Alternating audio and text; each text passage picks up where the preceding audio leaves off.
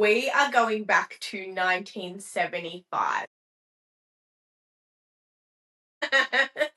So, the conspiracy theory that I chose to speak about, although there was a long list of things that I definitely could speak about, was, did the CIA remove Australia's Prime Minister? Do you know what Okay. Prime Minister I'm referring to? Is it Harold Holt? No, but there is actually a different conspiracy theory about him. So comment after this episode if you want us to talk about that. But Okay. different one. All right. I'm ready. Hit me with it. All right. So picture this. It's the 11th of November, 1975. A day in Australia that is supposed to be about remembrance, peace, and the end of a conflict. But inside the halls of Government House in Canberra, shout out, something extraordinary, something that never has happened before in a 75-year history of the Australian Commonwealth was about to unfold. Okay, so Why did you do a shout out? because we're from Canberra, so shout out. Yeah, shout out, rep. Okay, I love that. That's funny. All right. Okay, yeah, keep going, keep going.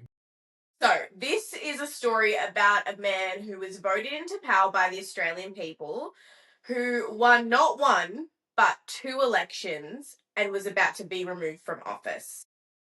This man, and his name was Gough Whitlam, and what happened to him to this day remains the greatest political mystery in Australian history, apparently. And it also rhymes, so it has to be true. So, the question is, was Has to this be. the most powerful intelligence agency on Earth, the CIA, pulling strings behind the scenes? Thoughts so far?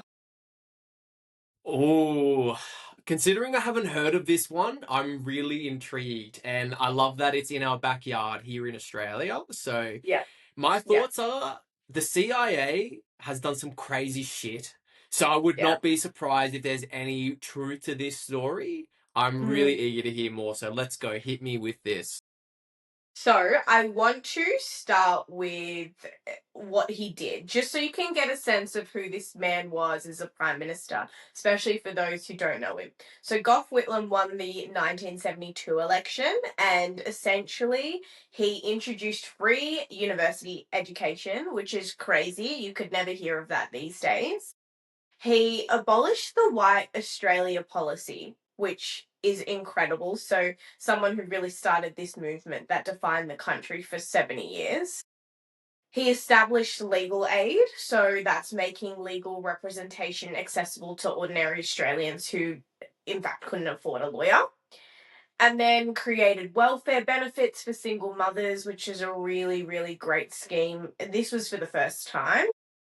And then he changed the national anthem from God Save the Queen to Advance Australia Fair, because as you Oh. know, Australia run as part of the monarch. And then he also introduced the Racial Discrimination Act, one of the first pieces of legislation in the Western world to formally prohibit racial discrimination.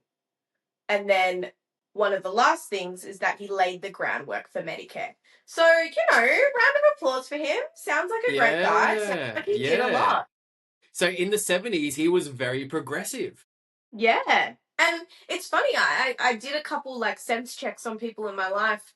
Have you heard of him? Did you like him, or what you heard of, him? Not that they would know him personally. But it was very mixed. Some people liked him, some people like, oh, I don't know. So I guess it's just to show you when you're running for prime minister, you're either loved or hate. Yeah, I guess so. I guess that aspect of it never changes, right? Depending on the year, the media that you're going through, or the mediums. Yeah. Yeah. All right, so let's get into it.